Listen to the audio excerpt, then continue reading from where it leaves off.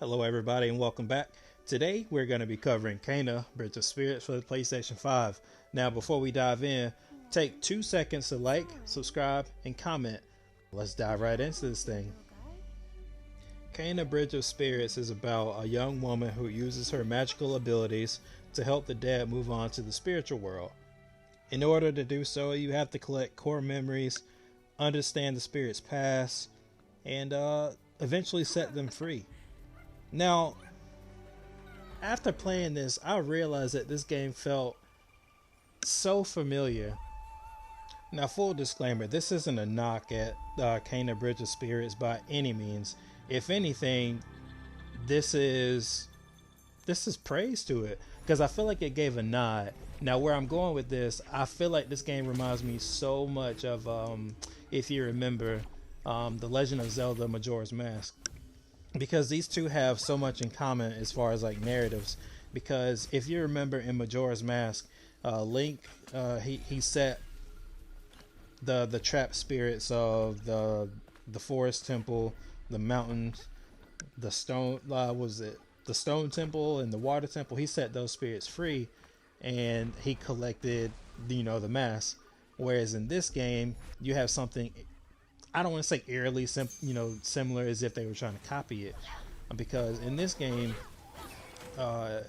there are spirits that are trapped that are trying to move on, and you have Kena who is a spirit guy who is trying to, if anything, do the same thing. These spirits want to move on; they're trying to. So, what you have in this game is Kena.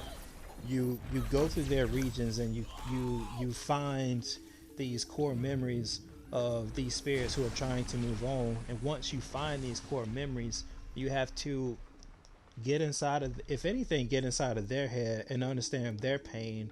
And once you do that,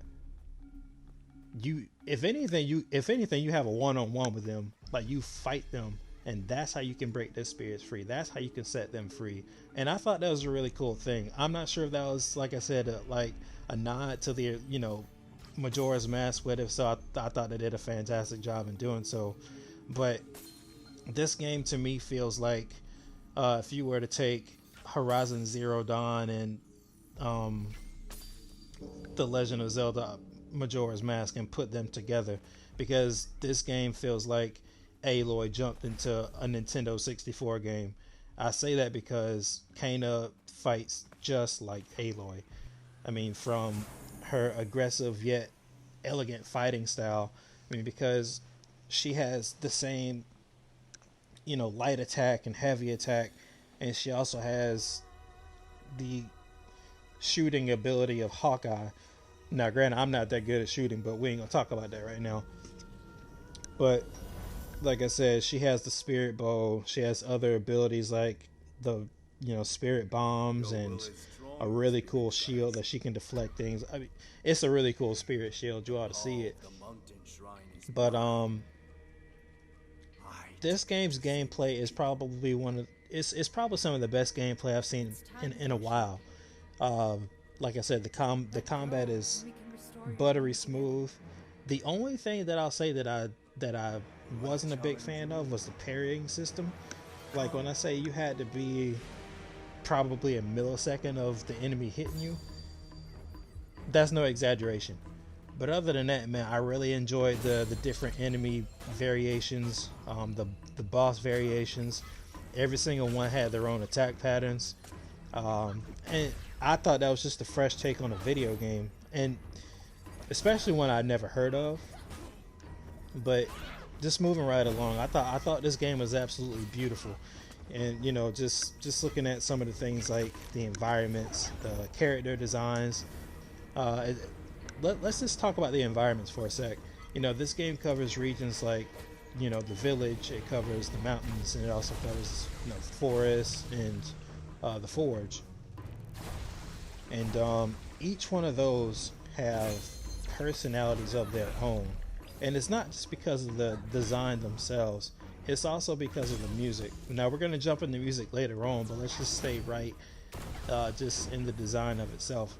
Each one of these they all feel different as far as like the different weights of the colors, the different, you know, foliage and different, um, you know, environment types that are there. Like I really do think they did a great job as far as like the artistic license that they took to make these environments feel alive.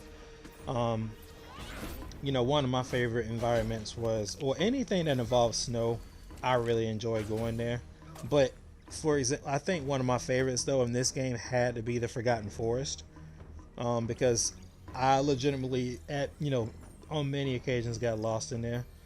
So I had to keep pulling up the map. That game, like, the map wasn't that big, um, but it made it feel expansive. Like, it wasn't big as far as like going wide, but as tall as that level was, I think they did a fantastic job of making that game feel so expansive. As far as character design, man, I feel like every single character that was in this game, from the main character Kana to uh, the trap spirits to even the little minions known as the Rot, I thought they were all unique in their own different way. Um, they were all beautifully rendered, and and like I said, there was nothing similar about any one of them, and that's what I loved about it too.